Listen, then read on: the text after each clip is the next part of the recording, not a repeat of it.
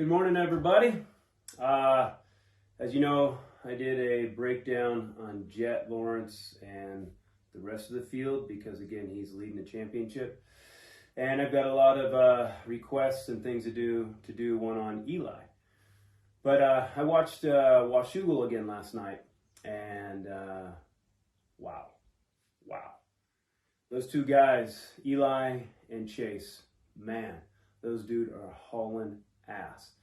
I don't think I've ever seen anybody ride motorcycles as fast as they have. Yes, the equipment is better than it's ever been, but the technique and everything that's going right now, the speed that they're going it's almost like MotoGP. You know what I mean? Just the traction they're getting, the momentum they're holding, the lines that they're setting up.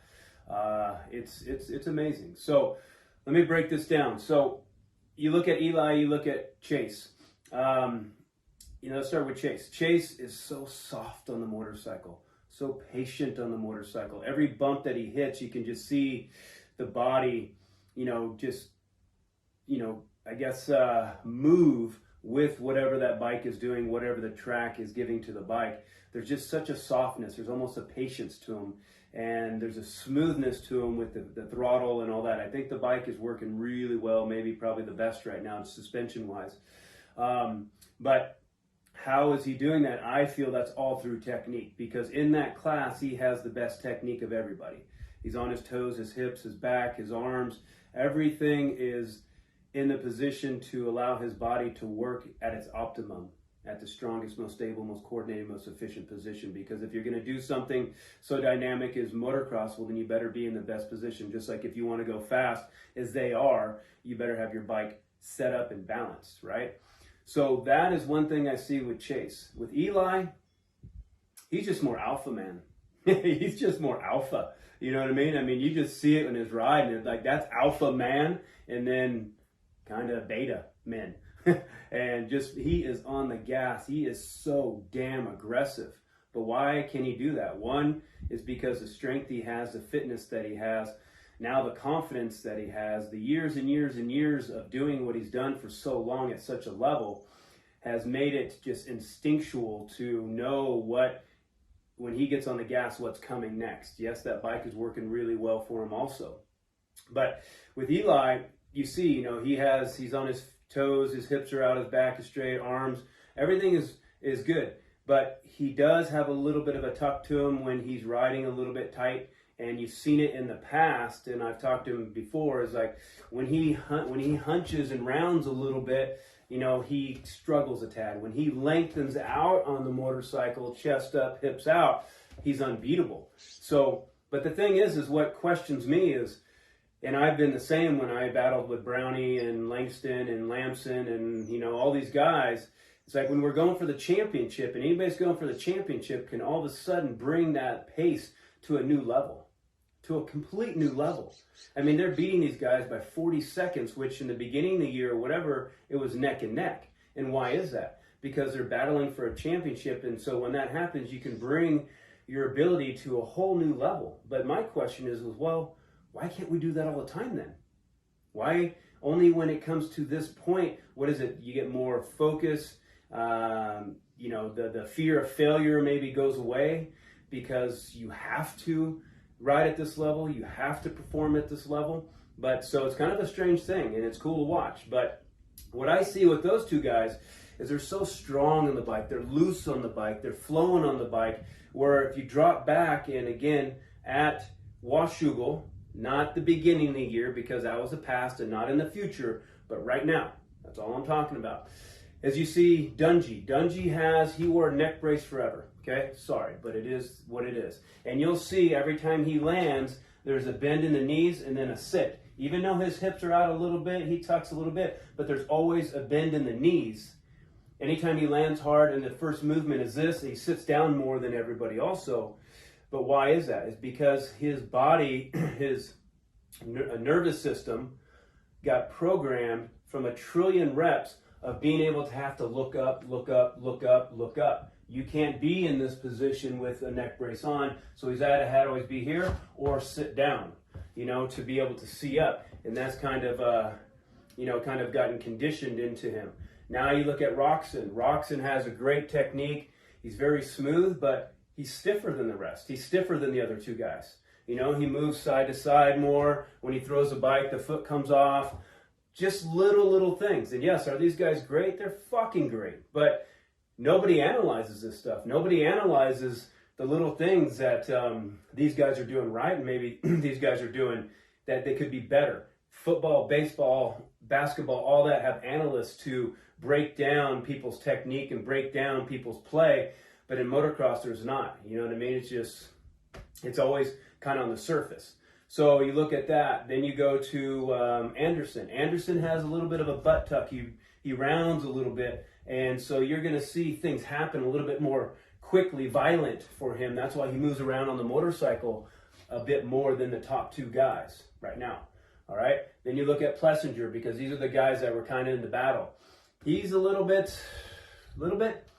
floppy. You know what I mean? I mean, sorry, dude, but that's what it is. Butt tucked a little bit, elbows down, you know, just kind of a little bit that way. And they just don't look as soft. They don't look as strong as the top two guys.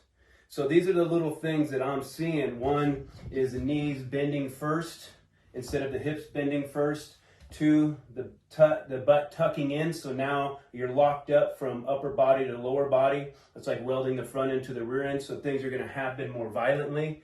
You're going to get affected more. You know, maybe wearing braces and all these things are making you stiffer because, again, you know, don't argue with me, but the body's been designed one way. And when you try to manipulate the way the body works, you're always going to be at a, you know, you're always going to be less than what you could be, right? But the top two guys, you know, those guys are on point right now with their technique and with their aggressiveness. And of course, with Eli, with his, you know, confidence because of so many years on top. You know, again, Eli lives in the mountains. He doesn't live in the city. You know what I mean? He doesn't train like most people, you know, the long bike rides and this and this. I mean, he doesn't even shave his arms and legs. You know what I mean? He's a man, and you see it come out in that. He also has a father that is very, very, very skilled and very experienced with the fitness game. So he's not overtraining. He's always sharp on the weekend. You know what I mean? He's not doing so much in the weekend that when he gets there, he's feeling less than. He doesn't have that little bit extra. He doesn't have that well to dig from, right? So these are, you know, a couple things that I see. Is there something massive? No. Is there something, you know, that a huge weakness? No, but they're just little things. And at that top level, those little things add up. And again, when you're getting beat by 40 to 50 seconds right now, well, then you got to go back and see, why is that happening? Do I need to ride my bicycle longer? Do I need to do more motos? Do I need to lift more weights? Do I need to do all this? No, I don't feel that. You need to work on your technique, because technique creates speed. Fitness creates speed for a duration of time. You get what I'm saying? Some of the fastest riders in the world have not really been that fit.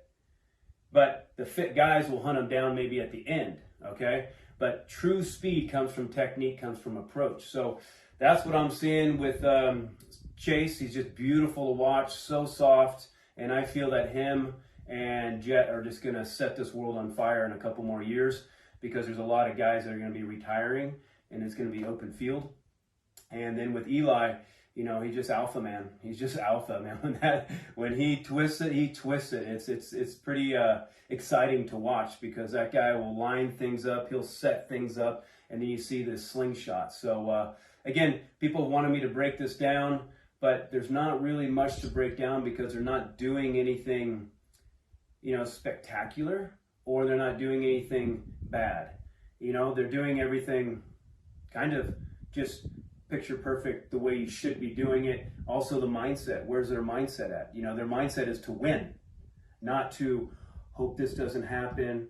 I wish I could be faster. What if, what could, what might, you know, all that's going to cause you to be a little bit more tense, going to cause you to be a little bit tighter on the motorcycle. And then that flow isn't going to be there, and that aggressiveness isn't going to be there, because you're kind of riding defensively, not offensively. You know, defensively is waiting for things to happen. Offensively is initiating things to happen. So my little breakdown, one more thing. I got a question the other day about why do some riders get hurt more than others. I've always wondered that too in my life. So you see, myself was that way. There's been a couple people that way that are always having kind of an injury or something like that. Maybe even like a Jeremy Martin. The thing is I feel is that it's the body kind of almost throwing itself on the ground or hurting itself because it knows that you're too ignorant to allow it to rest. So you just got to keep pushing and pushing and pushing and pushing. And the only time your body, your system gets a rest is when it's hurt. I kind of noticed that in my career, a few other people that just continually getting hurt, or there's that mindset of just don't crash. Okay, just don't get hurt. Okay, just, you know what I mean? You're not thinking about crashing or getting hurt, but you still are because you're thinking not to. So that'll make you ride a little defensively. That'll make you ride a little bit tighter, a little bit more hesitant, and whatever you think about comes to you. So just a couple things I want to put out there and see if that little nuggets you guys can put in your pocket, or all of it's a bunch of trash you can put in a can, right? So I just like to share with you what I see, and that's what you're going to see when you watch this next race. Watch. Eli, it's his aggressiveness, his technique, his approach, his lines, of course, his fitness. Chase is his technique. He's flawless. He's perfect. He's soft. You know what I mean? You're going to see Dungey a little bit more at the knees. You're going to see, you're going to see Anderson a little bit more with the butt tuck. You're going to see Roxon a little bit tighter, doing a little bit more side, just counterbalancing things. And then you're going to see Plessinger a little bit sloppier, foot coming back, coming in the corners and tucking, the elbows down, stuff like that. And again, you say, well, dude, they're still so fast. Yes, they are, Yeah, they're probably better than I was, more successful. That's fine, but we're talking about right now. And when you're riding motorcycles at this level with the bikes that can go this fast, with a track that is continually changing, meaning it's alive, well, you better be picture perfect to ride at that level. So hopefully a few things, and you guys have a good weekend. Peace. Little Waylon, can't go wrong with him.